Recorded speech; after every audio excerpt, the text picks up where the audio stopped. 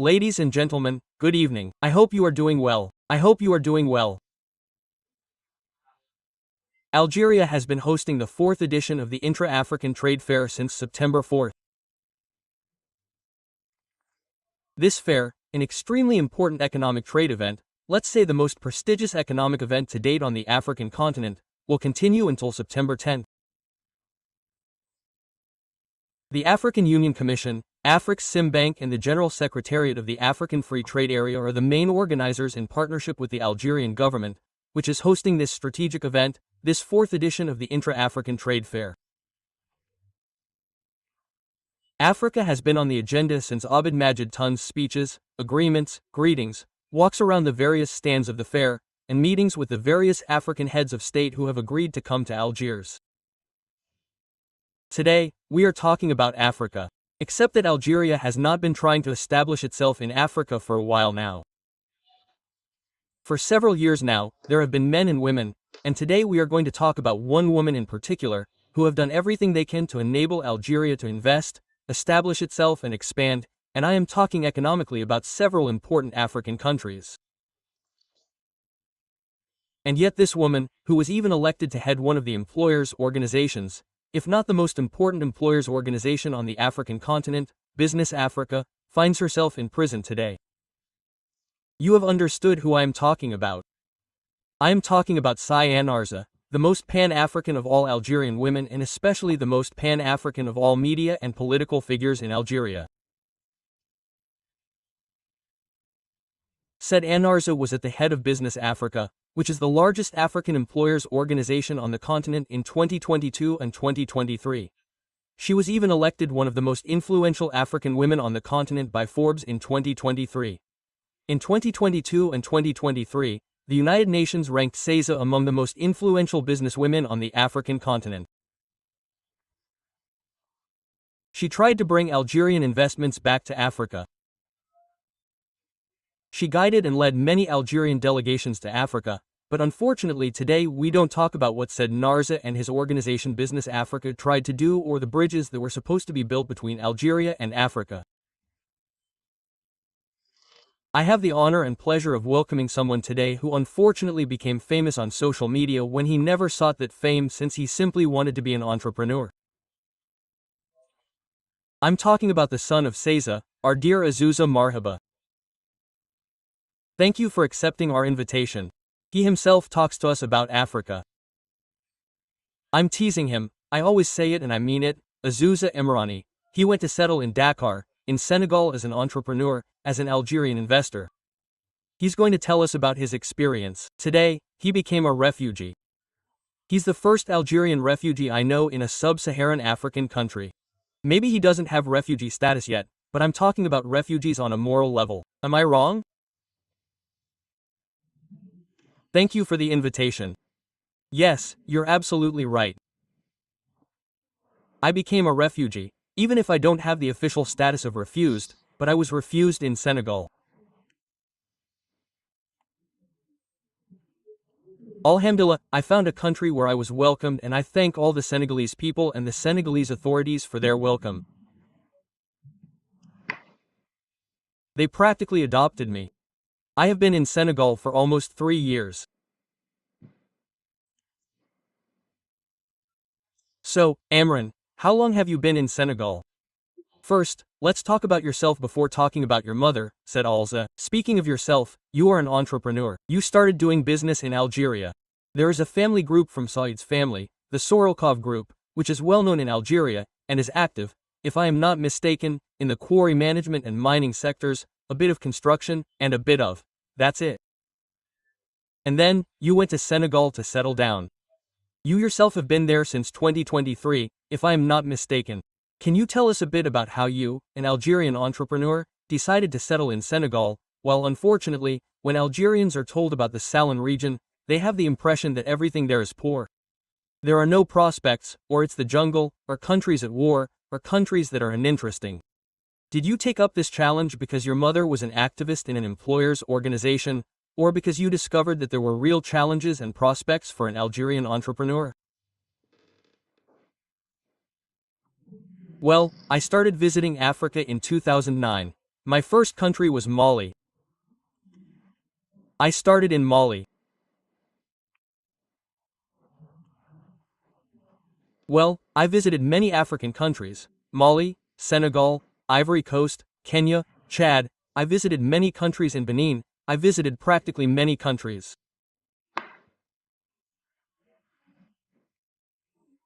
Before coming to Senegal, I started in Ivory Coast. I settled there for 2 or 3 months to test the market a bit. Then I returned to Algeria.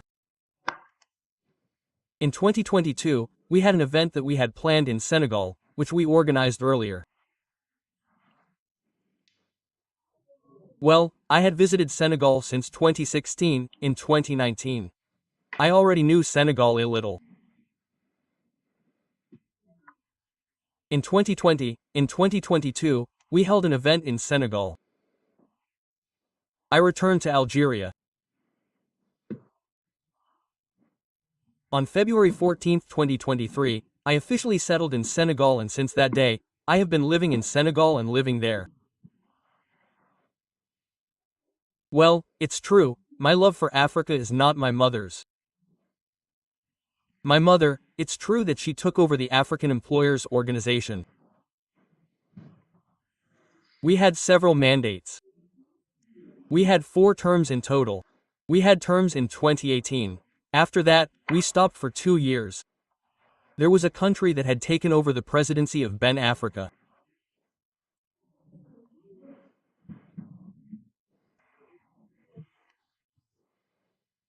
And from 2019 to 2024, we were president, the CGA was president of Ben Africa, and until today, the 3rd term that we had taken, we are still, president of Business Africa. To say that, today, we welcome, brother African countries in Algeria, but forgetting that the president of Business Africa is in prison.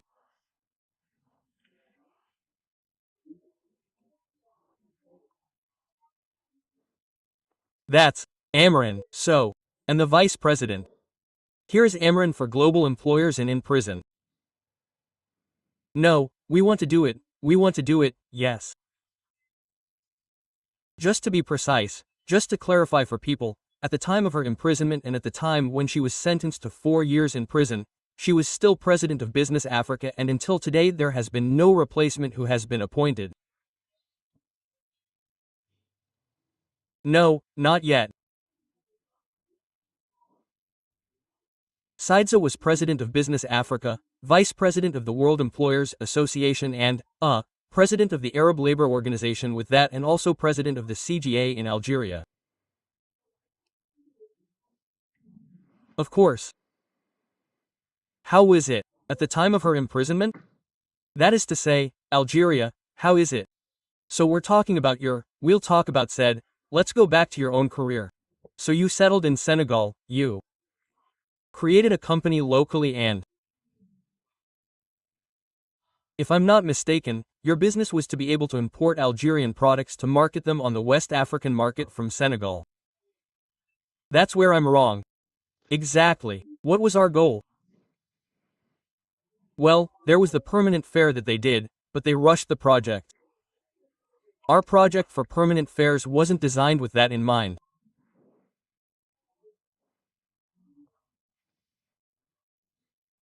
The idea behind the permanent fair was to create, if you will, a large supermarket where we could exhibit, and at the same time, we had to have a stock of the merchandise that was already on site, because what the Algerian government and even the Algerian business leaders, African countries today, they don't understand. They have a lot of experience, and Algerian companies and even the Algerian government, especially the Algerian government, because if we open the doors to them, if we let them develop, Algerian companies could develop.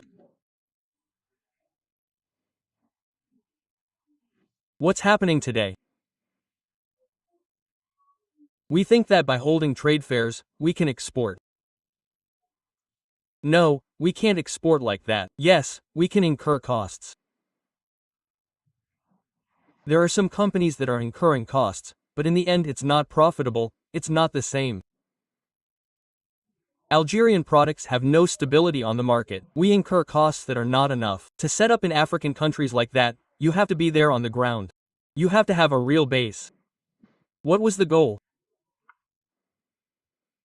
To have the Algerian bank and at the same time turn the permanent fair into a group supermarket. The goal was not achieved. We set up the forum, which is practically closed. It's useless. Secondly, when we set up here, I created a company to represent Algerian products. I imported Algerian products. I have a partnership with a very large group in Senegal which has almost 100 supermarkets in Marseille. He even bought out international companies. The goal was to represent and sell the goods on consignment to help penetrate the market because people think that importing is importing. There is a cost that the company has to pay. You can't enter a market where there is a lot of competition. Today, French products here in Senegal, they are not like when you go into supermarkets in Senegal. It's the same supermarket, it's the same products that are in France. Today, Auchan, Carrefour, the big brands, Casino, all the supermarkets, all the French distribution chains are in Senegal, even American distribution chains. But in our minds, these markets are easy. No, these markets, you have to set up shop. There is a cost, there is the communication that needs to be put in place, there is a stock that needs to be kept here because even today, Senegalese people or West Africans in general, are people who do not really like change. When they have a product, they want it to have at least some continuity. Today, as much as Algerians do, we are unable to have this continuity. But to me, do Algerian products have a chance on African markets? Have you been able to bring back Algerian products that you have been able to market, and what type of product? Agri-food and so on, because as you say, in African countries, there are a lot of imports, there is a lot of competition, they are not virgin and empty countries as we think in Algeria. We absolutely believe that Algerian products have their place. I have had experience of it. All that concerns the agri-food industry, the Algerian product, we have an excellent product that can have its place and a place of choice. Unfortunately it is true, we are talking today about the Zelka, but the Zelka is not applied in all countries. There are 10 pilot countries that apply it, which means that today we have Algerian products where we pay 100 and 120% when we pay all the taxes, and with that we manage to have our place.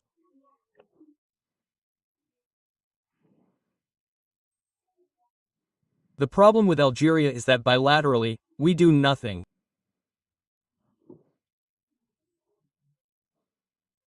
It is true that multilaterally, we sign agreements, we sign protocols, we ratify, we do. But business is not done multilaterally, business is done bilaterally, it is between countries. Imagine if we had just made protocols with Senegal, with Ivory Coast, with these countries where there is consumption. Today, we're talking about Mauritania. Mauritania is not a market. Mauritania is not the country itself, it's not a market. When you look at Senegal, when you look at Ivory Coast, when you look at Burkina Faso, when you look at Mali, these are countries that consume a lot of food and where agri-food products have their place.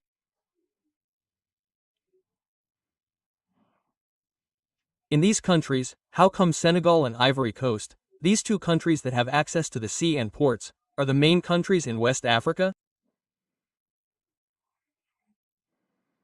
We were supposed to start with them, not with other countries. We also have Cameroon a little further down, which is where we owe this country.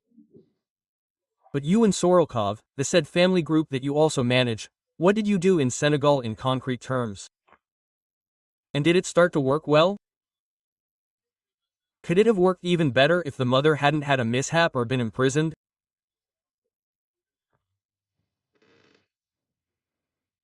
To penetrate the market, we managed to penetrate the market. Now, when we talk about imports, when we talk about the projects that we were able to bring back to Algeria.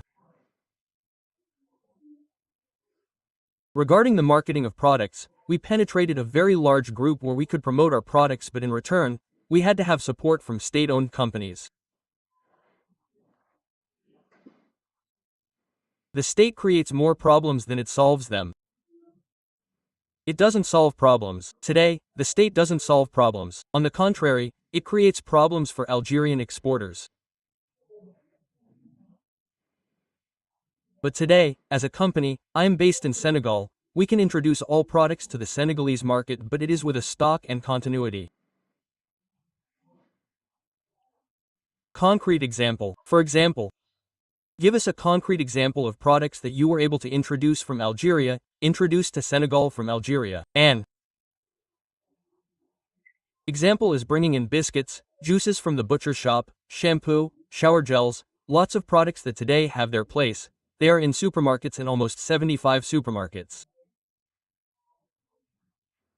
Okay. But we have not managed to have the continuity that was needed. So precisely then SALCOF Africa, which you are currently managing, has stopped its activities because of the mishap, the episode of the imprisonment of the mother and brothers. All that imports, we have stopped all that imports for the moment, but we are still in agriculture. I am now in the process of farming. Can you explain to us a few more details? We do everything related to papaya, everything related to, we do agriculture. And all that, including fruits and all that. No, but the import of Algerian products, did it stop because the Algerian authorities put pressure on suppliers to stop them from supplying you with their products, or did it stop automatically because of your legal difficulties? What happened with the Saida affair? That's all with the difficulties, and today, whether we like it or not, it's difficult for companies to do business with us. We have become people grata in Algeria, and that's the way the system is, and we know the system as it is, and in the end, it's normal. So it's sabotage. Today, even members of your family can't call you on the phone. So there was sabotage, in a way. The sabotage wasn't done just for us, because today I could import products from other countries. There's no problem. I have clients, I have my client, I could import products from Algeria, I can penetrate any product. But today, it's really difficult. It's difficult and there's no continuity today. There's no continuity. We say it over and over again. There's no continuity. And when companies come, they incur costs because they don't have the means to communicate. There's a whole investment to penetrate, to take a share of the market, there's an investment in advertising. And what is it? Can't we understand? And what are these markets, the financial stakes? A few figures so we can understand. For example, what kind of market were the Algerian products that you were able to market in Senegal? In millions of euros, in thousands of euros, it could be that, it's in terms of revenue. Are you interested in penetrating a few figures or not? No, the Senegalese market is a 2 billion market. What we can't understand about the Senegalese market is that there is no problem with imports, anyone can import. There are no restrictions. Well, there are customs duties, yes, but there are no restrictions. We don't have the barriers that we have in Algeria because it's difficult for us to import. In Senegal, importing is very simple. The CFA is convertible, which means there are no worries, there are no problems in that sense. After all, the Senegalese market, well, it's not a huge market, it's 16 million inhabitants, but we have all of West Africa. Why did we want to do things under customs control? We had a plan to have customs zones in Senegal and dry ports. That was the plan, to be able to export to other countries like Mali, Burkina Faso, Guinea, Gambia, all these neighboring countries. We could have Senegal as a base and have all these things. We're talking about millions of euros. It's not 1 million euros, we could even talk about billions in euros. And then we could seriously achieve our goals. But what was Sorokov Afrique's turnover in Senegal? Your last best turnover to assess the damage you suffered after the incident of Saw's imprisonment? Sal Kofrique had just started, let's be clear. It made almost, maybe, in a year, because we had approvals, we had to bring approvals from Algeria to be able to export.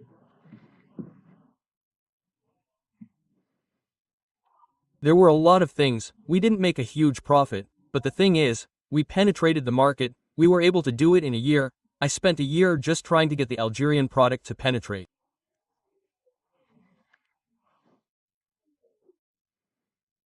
When we managed to get into Carrefour, EDK in those groups, there was a break.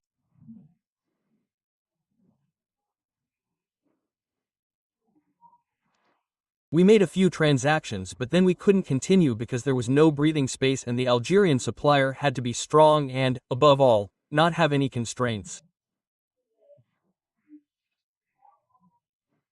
If there hadn't been this unfortunate episode of the imprisonment of cette and your brothers, how much turnover would lAfrique have achieved? How much could you have earned in terms of croissants, in terms of direct income?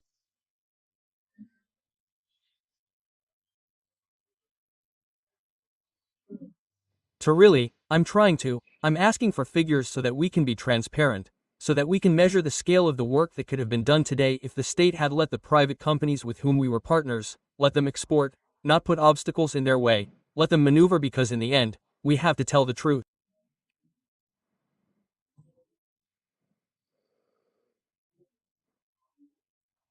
There is trade in our heads.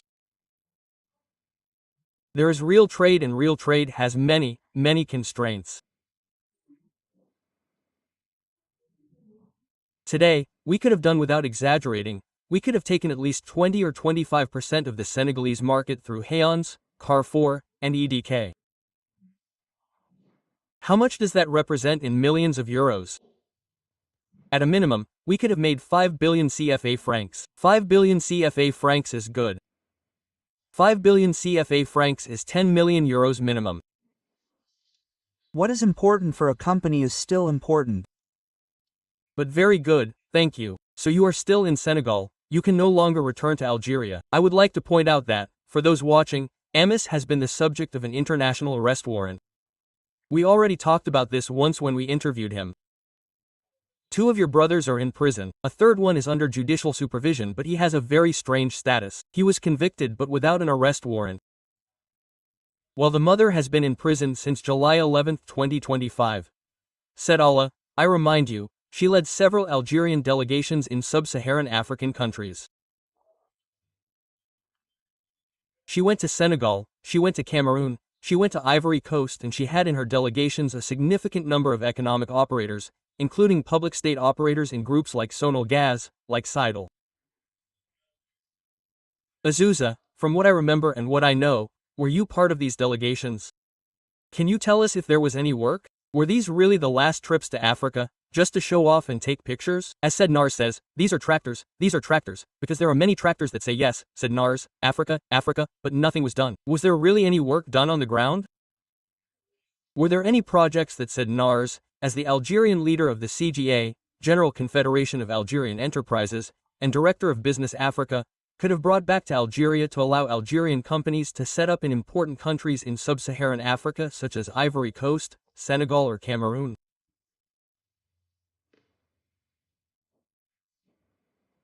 Okay, for example, today we'll start with Cameroon, then I'll come back to Senegal. In Cameroon, there were even public companies that were part of the delegation.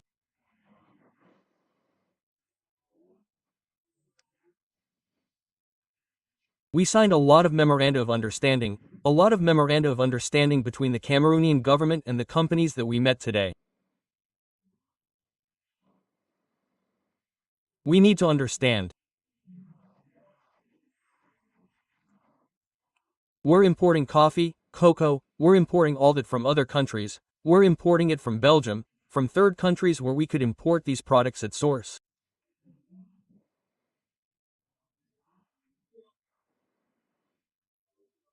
Today, Algeria, in its logic, wants to export but it doesn't want to take away. Today, for example, not all African fruits have the right to enter the Algerian market. These same fruits are exported to Europe, but they don't have the right to enter the Algerian market. We don't understand why, but hey, it doesn't matter. The CG had signed a lot of protocols with cooperatives where we could bring products directly from the source for projects. The CGA had brought industrial zones. We were even given land to create industrial zones, Porsek, Ziz Dalib, de Sodawan. We had concrete results, not just words. Today, we are seeing people signing, taking photos, making photo albums. The CJA had concrete results, real memoranda of understanding, things signed by presidents of the republic. We brought projects signed by presidents, by ministers, not by individuals and projects. We are not pointing to any protocols, but to date, nothing has been done. If the president can confirm, we have sent him everything back, but we have not had any response for Senegal. In Senegal, we have managed to have 100,000 housing units to be built. 100,000 housing units, a private company. There is even an Algerian who took a small part here in Senegal, which is in the process of building housing. But to build 100,000 housing units or even 10,000 or 15,000 housing units, a private company today, whether we care or not, will not be able to do it. First, to transfer, it cannot. Second, to even bring back the equipment, it is practically unfeasible even if the law allows it. What was our goal? To bring back a program. There were not only housing, there were hydraulic projects, there were many projects in this direction. To bring back a public company to have facilities, not the facility to take the market. No, the Mare could have taken it ourselves. But why bring back this public company? So that this company would take the project and subcontract it to Algerian companies? What was our goal? Today, when there is a public company, it can make transfers, it has more ease with money, with everything related to financing, with everything related to equipment, all that.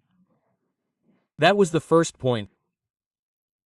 Second point, when a private company comes as a subcontractor, it already has a workload plan that exists, which means it could have a workload plan for 1 year, 2 years, 3 years.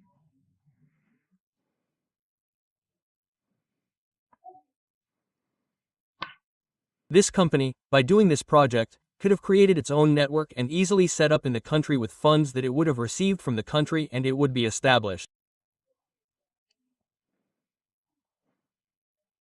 Unfortunately, to date, we have had no response. I mean, I will stop you there when you tell me no response. I have accessed documents that confirm that Saida, each time she made a trip to a sub-Saharan African country, she would submit a complaint to the Prime Minister and then to the office of the President of the Republic. But what does that mean? There was no response? That is to say, these letters, these correspondences never received an official response. That's it. All these proposals are ambitious. They're too good to be true. But why didn't they materialize? So why was there no response to Abdou Tabou in his speeches? At the inauguration of the Intra-African Trade Fair, he said, "We are ready to invest, to come, to trade, to do everything with Africa." Whereas here you tell us that in 2022, 2023 until 2024, there were several trips, proposals, and you say they were very interesting, and you tell us there was no response. So there is a contradiction. For example, these plots of land in Kamen were requested by the President of the Republic, Abdou. He was the one who requested the land, and we brought the land back with documents and signed protocols, and we didn't get any response. It was the same in Senegal. There's no response. I don't know whether, from 2023 to this day, we no longer receive letters from Mrs. Neghza. We don't know. But all these projects were requested by the President of the Republic. He was the one who asked for industrial land to be brought back, for all that to be brought back. Unfortunately, nothing happened. Today, we even brought back people who could invest in the projects. When we returned to Algeria, they all had TNCs.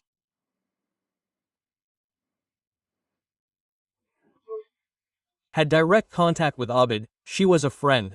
When he didn't get any answers, why didn't he try to reach him directly to tell him, What's going on? President, you're asking me to go to Cameroon. You're not answering me. What's going on? From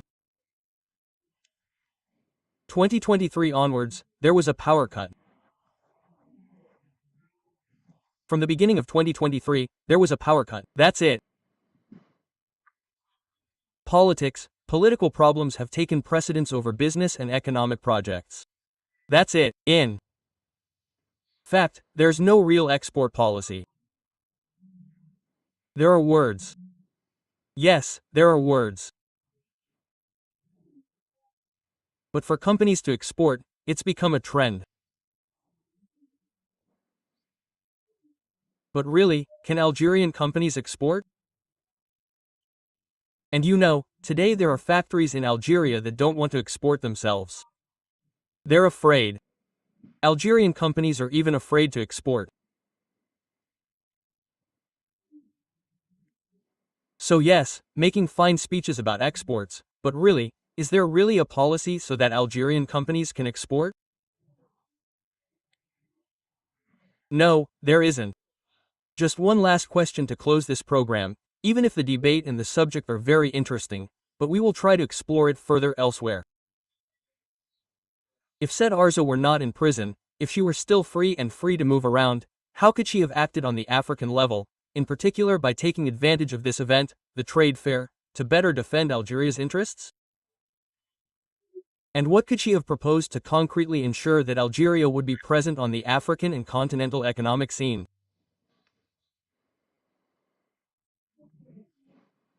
It is important to understand that Africa has its secrets, and it is not events and fairs that bring real contracts. We must stop lying to ourselves. Africa is something else. If we do not have the right solutions, if we do not have fraternal relations, we will not succeed. You have to have a relationship of trust, friendly relations. It's not through fairs, it's not with fairs that you're going to succeed in exporting. The permanent fair, it's been running for 3 years, 2 years, and it's been set up in Senegal. Did we manage to sell 100,000 euros?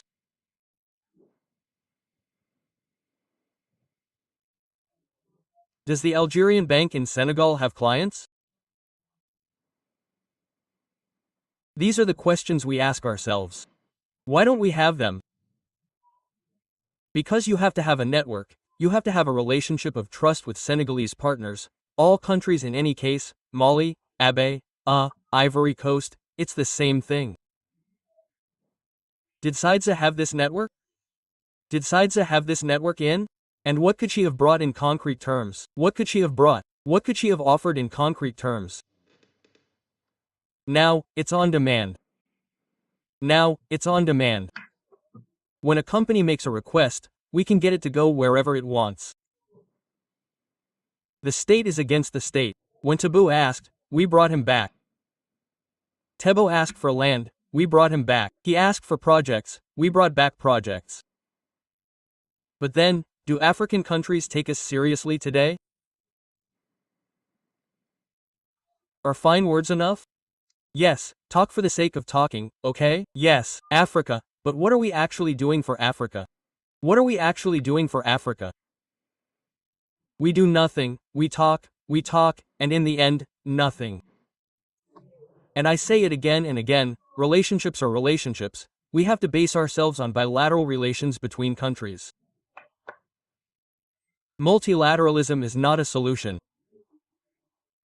Yes, it's all well and good, it's all we want, but it doesn't solve the problem of business leaders. Business leaders' problems are resolved bilaterally. We need to stop thinking that in the African Union, in everything, yes, that's great, it's wonderful, that's all we want, but the concrete results are not in these large bodies. The concrete results, and to tell you which companies were at this fair today, are they real companies? Are they real traders who are established in Senegal, for example?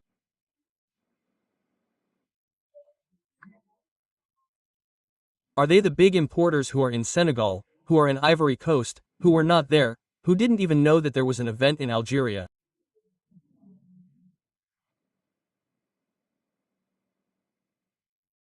Organizing events is good for Algeria's image. Thank you very much, but in concrete terms, we're not going to do it like that. That's not how we can do it. Thank you very much On for your testimony. Thank you for this very direct and frank discussion and your comments and all the information that you sent us. Once again, we wish you luck and courage in everything you do in Africa, and of course, our best wishes to the family of Said Al-Artha, with whom we stand in solidarity. We are objective and rigorous journalists, but I believe that objectivity and rigor cannot cancel out the defense of certain fundamental moral principles. When you are a journalist, you are objective but you also have morals. And I believe that morals cannot accept that a woman is imprisoned with her children for political activities or for trying to participate in a presidential election and change the course of events in her own country. That is why I would like to express our solidarity and I say see you soon. As for you, ladies and gentlemen, thank you very much for all your efforts. Thank you for following us. Feel free to comment, like, and share all of our content. The debates and discussions continue on our various platforms like this. See you soon for another show.